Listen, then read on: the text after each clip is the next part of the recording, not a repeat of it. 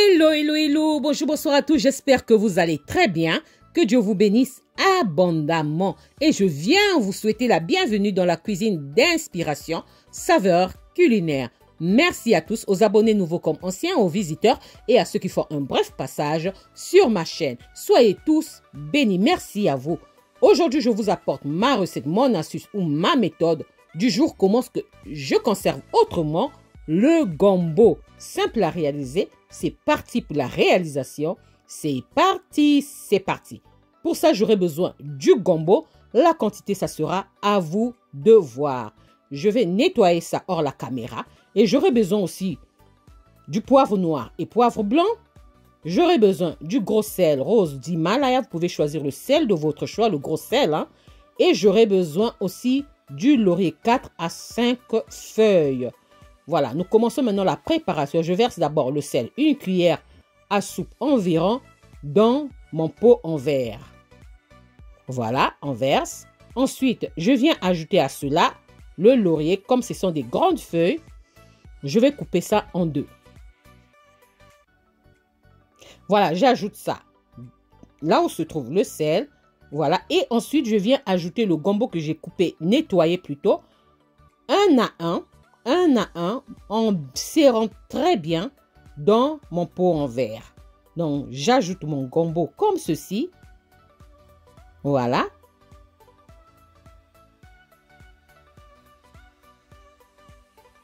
Voilà. Et on serre très bien. Il faudrait qu'il n'y ait pas d'espace. Qu'il n'y ait pas d'espace. On serre bien, on appuie très bien. On n'a pas peur de bien serrer. Qu'il n'y ait pas d'espace. Ensuite, je viens ajouter mon mélange de poivre noir et poivre blanc. Vous pouvez ajouter les feuilles, les graines de coriandre, les graines de moutarde, voilà, l'aneth, tout ce qui vous vient en tête pour aromatiser ça. Et ensuite, je viens ajouter le sel par-dessus. Ici, le sel fait aussi office de conservant. Puis, je viens ajouter de l'eau bouillante, pas l'eau chaude, pas l'eau tiède, pas de l'eau froide, mais de l'eau bouillante. J'ajoute de l'eau bouillante et je vais fermer. Voilà, regardez, ça remonte à la surface. Le gombo remonte à la surface. Donc, il faudra bien serrer le gombo. J'ajoute encore pour bien serrer le gombo. Sinon, ce n'est pas possible. Je serre très bien et je ferme mon pot. Très bien fermer son pot. Comment est-ce que je réalise mes pots?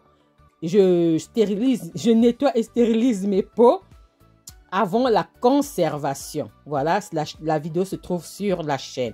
Et je secoue, après avoir fermé, je secoue très bien pour faire dissoudre le sel. Donc, regardez, le gombo est totalement monté à la surface. Voilà, totalement, vraiment. Voilà. Mais je vous montre comment est-ce que je conserve le gombo autrement. Idéal pour ceux qui n'ont pas de frigo. Voilà, là, j'ai fait 2 pots. Et la stérilisation, je répète, ne se fait pas avec les pots en plastique ou bien les bouteilles en plastique. Jamais.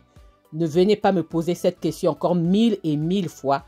La stérilisation se fait avec les pots en verre. Et là, maintenant, je passe à l'étape suivante. J'ai pris une grande marmite, j'ai rempli d'eau chaude, pas l'eau bouillante cette fois-ci, parce que mes pots sont déjà chauds. Donc, je remplis d'eau chaude et je place mes pots de gombo à l'intérieur. Je mets ça au feu et je laisse 40 minutes maximum, 30 à 40 minutes maximum. Et quand c'est prêt, j'arrête le feu et je laisse refroidir dans la marmite. Je ne fais pas sortir mes pots, je laisse refroidir.